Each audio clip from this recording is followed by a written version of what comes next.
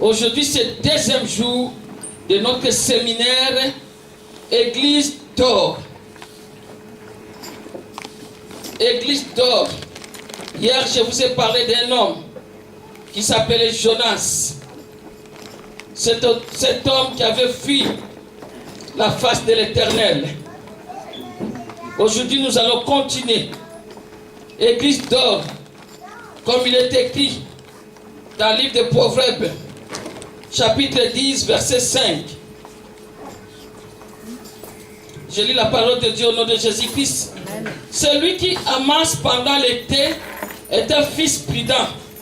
Celui qui dort pendant la moisson est un fils qui fait honte. Alléluia. Alléluia. C'est pour cela, bien-aimés, nous allons continuer notre séminaire. La moisson est réellement grande. Il n'y a pas d'ouvriers.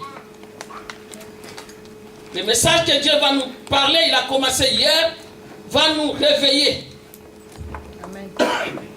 Pour aller évangéliser, pour aller gagner des âmes. Parce que Jésus-Christ, lui-même, il était un gagneur d'âmes. Il a travaillé, il a fait son travail. Il a dit, je m'en vais, je ne vous laisserai pas orphelin. Je vous enverrai l'Esprit consolateur, Saint-Esprit habite en nous. Alléluia. Lui-même, il a dit dans Actes chapitre 1, 8, vous recevez une puissance de Saint-Esprit survenant sur vous. Vous serez mes témoins à Nancy, à Paris, en Amérique, en Asie et en Afrique, partout. C'est ça la recommandation. Alléluia. L'Esprit de Dieu habite en nous, peuple de Dieu. Tu ne peux pas avoir la honte. Tu vas aller évangéliser. Nous allons lire dans le livre de Matthieu, chapitre 9, verset 35 à 38.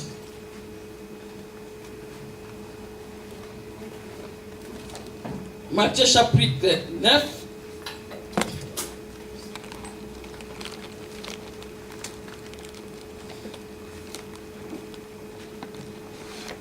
Vas-y, pasteur. Matthieu chapitre 9, verset 35 à 38. Vous avez vos Bibles, peuple de Dieu. Nous allons lire pour la gloire de Dieu. Jésus parcourait toutes les villes et les villages, enseignant dans les synagogues, prêchant la bonne nouvelle du royaume et guérissant toute maladie et toute infirmité.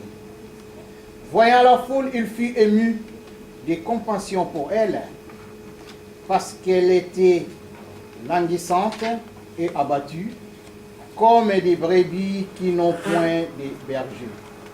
Alors il dit à ses disciples, la moisson est grande, mais il y a peu d'ouvriers. Priez donc les maîtres de la moisson d'envoyer les ouvriers dans sa moisson. Amen. Amen. Amen. Amen. Bien-aimé, la moisson, c'est Jésus qui dit à ses disciples de prier. Il a dit la moisson est grande, mais il y a peu d'ouvriers. Priez donc le Seigneur de la moisson d'envoyer des ouvriers dans sa moisson. Dieu nous a appelés. Dieu nous a appelés disciples pour aller gagner les âmes. Lui-même, il a fait sa mission, comme je vais le dire. Bien aimé, si on ne se lève pas, Jésus-Christ plaît. Pourquoi il y a beaucoup de ces enfants qui vont en enfer? À cause de lui. Comme nous avons lu hier, dans le livre de Romains 10, ils n'ont même pas, comment ils peuvent connaître le Jésus que nous prions? Parce qu'il n'y a personne qui est allé les évangéliser. Nous avons une grande mission, c'est d'aller évangéliser. C'est ça la mission que Jésus-Christ nous a envoyée. Jésus-Christ, bien-aimé, quand il était sur la terre des vivants, Christ ne cherchait pas à rassembler des foules qui se plaire à l'écouter. Mais sa mission, Son but était de former des vrais disciples. Ce n'était pas la foule. Parce qu'ils étaient nombreux. Après, ils étaient restés 70. Après, 12. Amen. Lui, sa mission était de former des disciples. Moi, je ne parle pas aux fidèles, mais je parle aux disciples. Qui vont suivre Jésus. Qui vont faire la mission que Jésus-Christ nous a envoyée. Il nous a envoyé d'aller. C'est pour cela notre thème, l'église d'or. Nous devons nous consacrer comme apôtre Paul. Apôtre Paul a compris, bien qu'il avait persécuté l'église, mais le jour que Jésus-Christ l'a visité, tout a changé dans sa vie. Nous aussi, on était comme apôtre Paul. On persécutait aussi l'église. Mais le jour que nous avons croisé Jésus-Christ de Nazareth, notre vie a changé. Alléluia. C'est pour cela, peuple de Dieu, nous devons nous consacrer comme apôtre Paul. Nous allons lire ça dans Romains chapitre 15, verset 20. L'apôtre Paul a compris, il est allé. Il a commencé à évangéliser. Là où Jésus n'était pas. Il est allé évangéliser les païens. Romains chapitre 15, verset 20.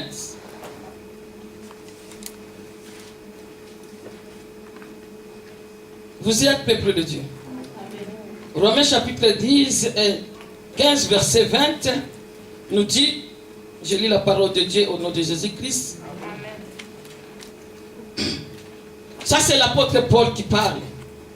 Je me suis fait un point d'honneur d'annoncer l'évangile, là où Christ n'a pas été nommé, afin de ne pas bâtir sur le fondement d'autrui, mais selon qu'il est écrit, ceux à qui n'avaient pas été annoncés verront, et ceux qui n'avaient pas entendu parler comprendront.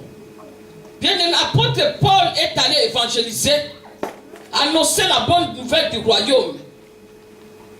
C'est pour cela tout à l'heure j'ai dit, nous devons nous consacrer comme apôtre Paul pour aller évangéliser, pour aller gagner les âmes au Seigneur.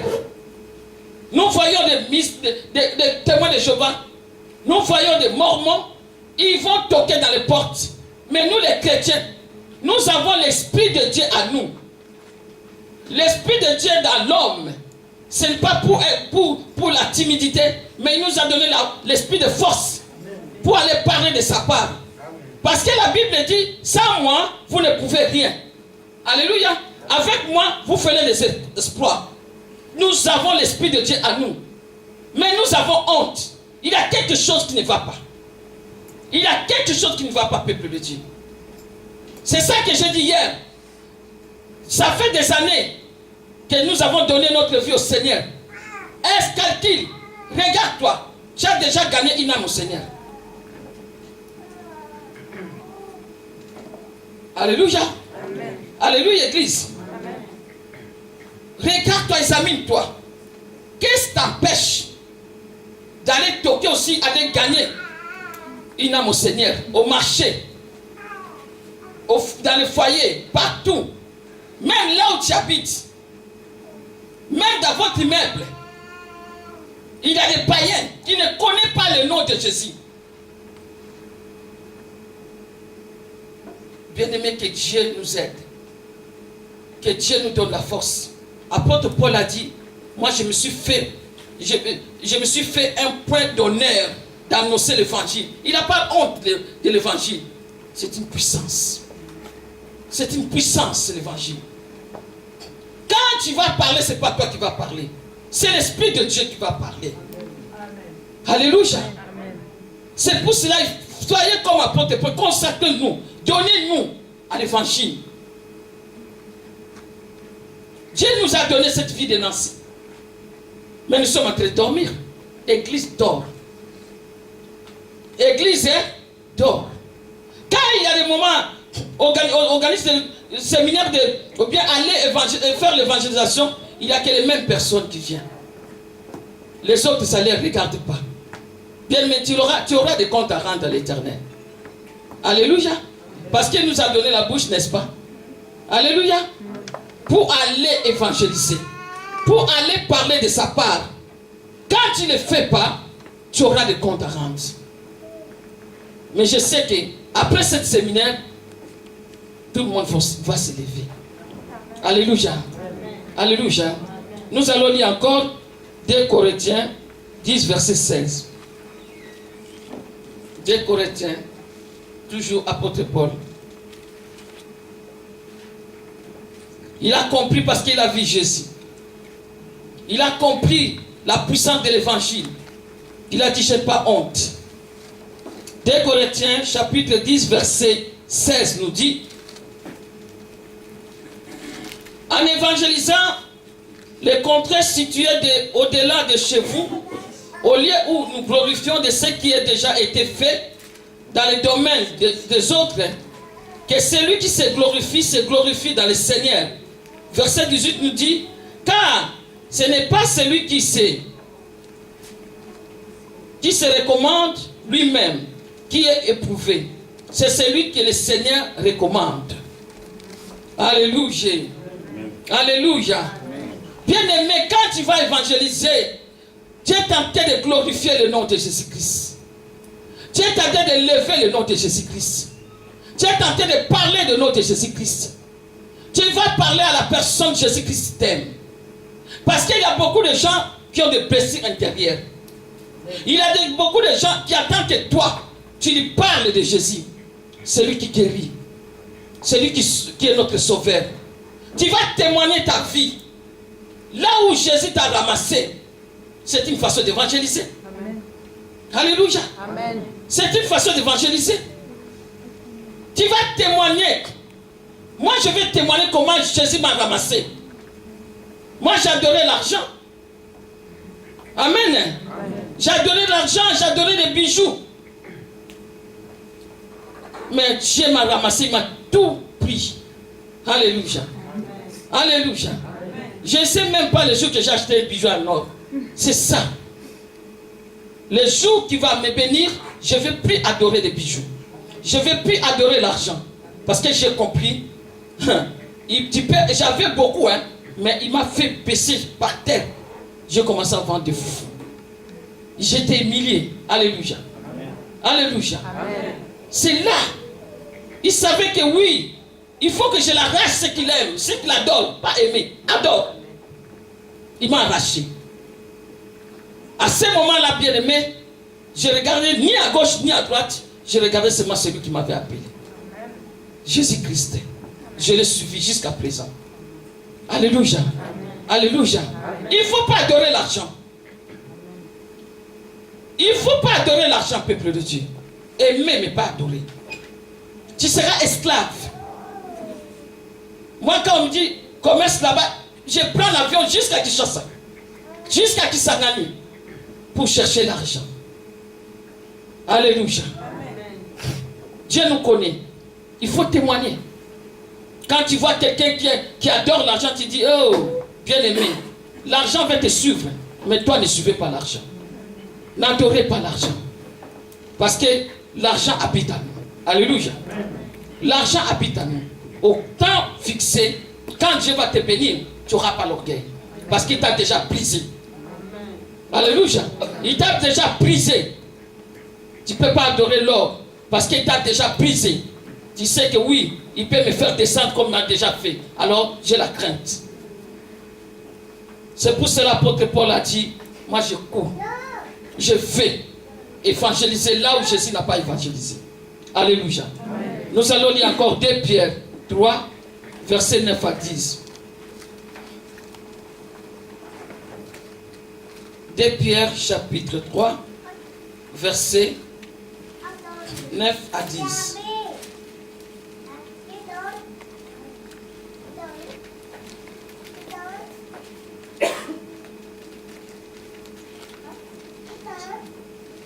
Pasteur Jean, tu peux lire. 2 Pierre, chapitre 3, versets 9 à 10. Nous allons lire pour la gloire du Seigneur. Amen. Le Seigneur ne tarde pas. Commencez à 8, s'il vous plaît. Mais il est une chose, bien-aimés, que vous ne devez pas ignorer. C'est que devant le Seigneur, un jour est comme 1000 ans. Et 1000 ans sont comme un jour. Le Seigneur ne tarde pas dans l'accomplissement de la promesse, comme quelques-uns le croient. Mais il use de patience envers vous, ne voulant pas qu'aucun périsse, mais voulant que tous arrivent à la repentance. Jusqu'à 10. Le jour du Seigneur viendra comme un voleur. Et ces jours, les cieux passeront avec fracas, les éléments embrasés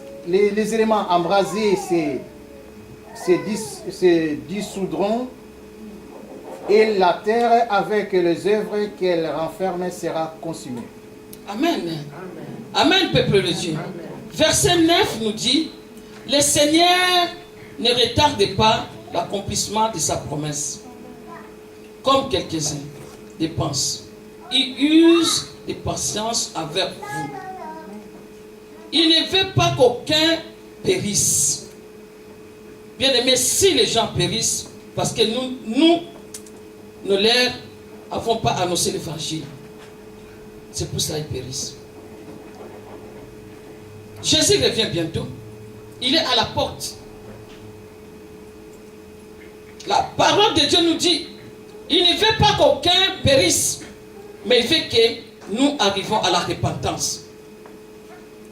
Si les gens vont en affaire, si les gens périssent à cause de nous n'allons pas évangéliser. Nous n'allons pas leur parler de Jésus. Ils périssent. Ils nous attendent. C'est pour cela que je voulais vous présenter 3 points importants. Premier point, peuple de Dieu, c'est notre thème, l'église d'or. L'église d'or, c'est ça le premier point. Les gens sont perdus parce que l'église est d'or. Amen. Amen. Amen, peuple de Dieu. Amen. Les gens sont perdus parce que l'église dort.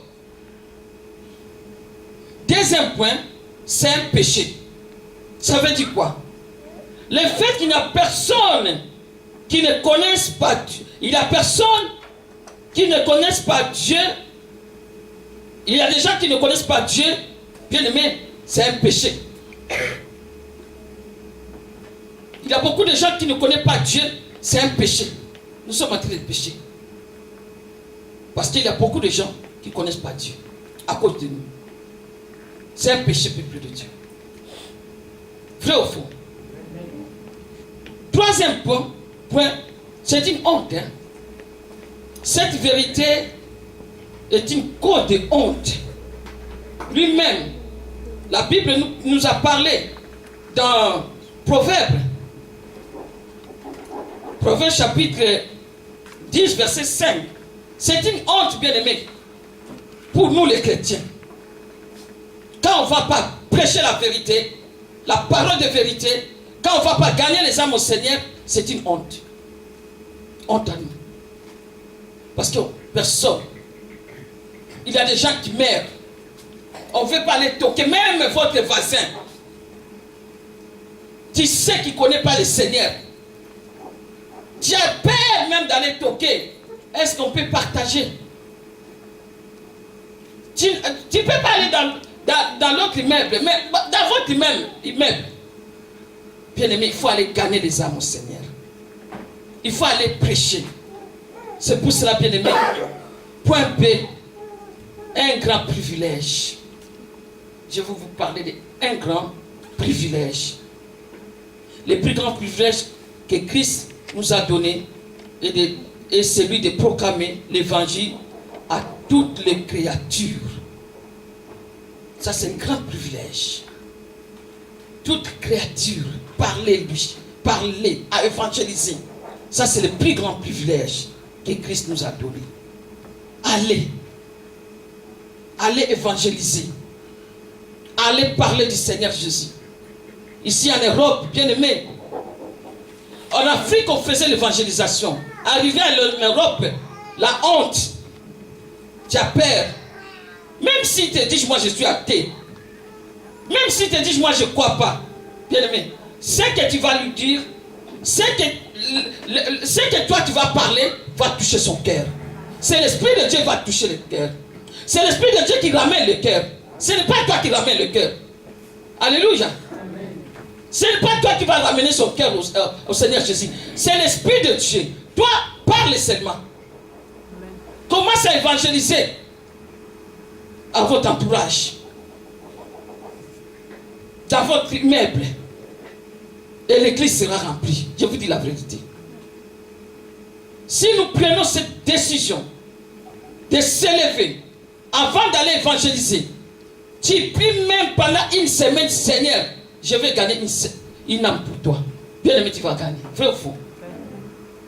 Amen. Parce que chaque croyant a reçu une commission. Jésus-Christ, il nous a envoyés. Il nous a enseigné. Donc c'est très clair. Pour aller évangéliser, pour aller gagner les âmes. Nous n'allons pas comme ça. Nous allons en priant. Avant d'aller évangéliser, gagner les âmes au Seigneur, il faut prier. Vous connaissez l'histoire de l'apôtre Paul, n'est-ce pas? Apôtre Paul, il voulait aller évangéliser de l'autre côté, mais il n'a pas demandé Dieu. Il n'a pas demandé Dieu. Quand il est allé dormir, dans le livre de Actes chapitre 16, vous allez comprendre l'importance de prier avant d'aller évangéliser. Il faut prier. Il faut demander des directives. Ça, c'est le rôle du Saint-Esprit. Il est là pour nous guider.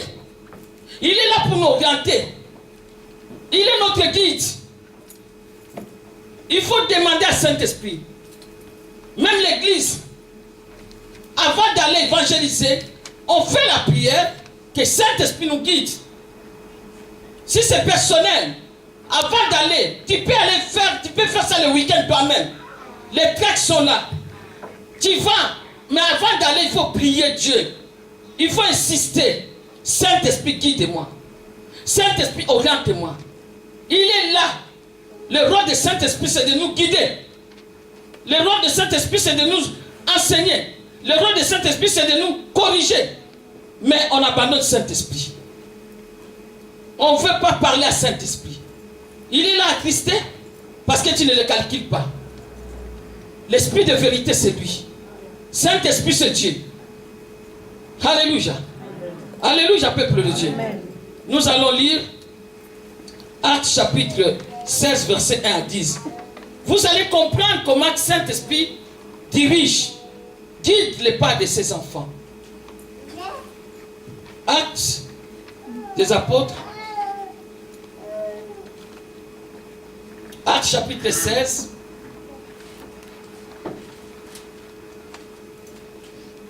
Verset 1 à 10.